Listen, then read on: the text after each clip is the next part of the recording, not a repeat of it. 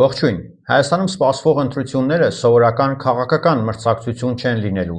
դրանք լինելու են շատ ավելի խորքային ընտրություն պետության ապագայի մասին։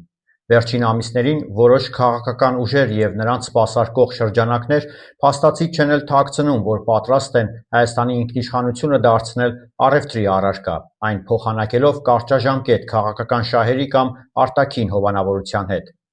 Երբ քաղաքական պայքարը տեղափոխվում է ոչ թե ծրագրերի, այլ պետության գոյության հիմքերի դաշտ, այդ պահին ընտրությունները դադարում են լինել պարզապես իշխանության համար մրցակցություն։ Հայաստանը պատմության ընթացքում բազմիցս կանգնել է նման ճակատագրական խաչմերուկների առաջ, սակայն այսօր իրավիճակն առանձնահատուկ է մեկ այլ պատճառով։ Տարածաշրջանը կրկին արագ փոփոխությունների փուլում է։ Մերձավոր Արևելքում և լայն տարածաշրջանում տեղի ունեցող ռազմական և քաղաքական գործընթացները ցույց են տալիս, որ աշխարհակարգը վերաձևավորվում է։ Այդպիսի ժամանակներում փոքր պետությունների համար ամենակարևոր ռեսուրսը սեփական պետականությունն ու ինքնիշխանությունն է։ Այդ պատճառով առաջիկա ընտրությունները պետք է դիտել ոչ թե որպես հերթական իշխանափոխության հնարավորություն, այլ որպես շատ ավելի մեծ հարցի պատասխան։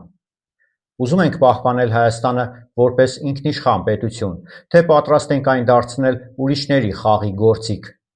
Քաղաքական ուժերը կարող են վիճել տնտեսական մոդելների, սոցիալական ծրագրերի կամ արտաքին քաղաքականության նրբությունների շուրջ։ Դա նորմալ է և նույնիսկ անհրաժեշտ է առողջ ժողովրդավարության համար։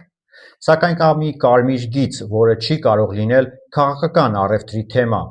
Հայաստանի պետական ինքնիշխանությունը։ Այդ գիծը անցնելու փորձերը պետք է հստակ գնահատվեն հասարակության կողմից։ 3 ամիս անց քաղաքացիները գնալու են ընտրատեղամասեր, թվում է սովորական ժողովրդավարական գործընթաց է,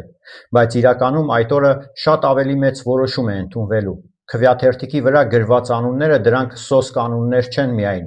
այդ անունների յուրաքանչյուրի հետևում լինելու է նաև պատկերացում այն մասին, թե ինչպիսին պետք է լինի Հայաստանը՝ ինքնուրույն պետություն, թե արտաքին ուժերի շահերին ենթարկված տարածք։ Ու հենց այդ պատճառով առաջիկա ընտրությունները լինելու են ոչ թե իշխանության համար պայքար, այլ ընտրություն Հայաստանի գոյատևման ու չգոյատևման միջև։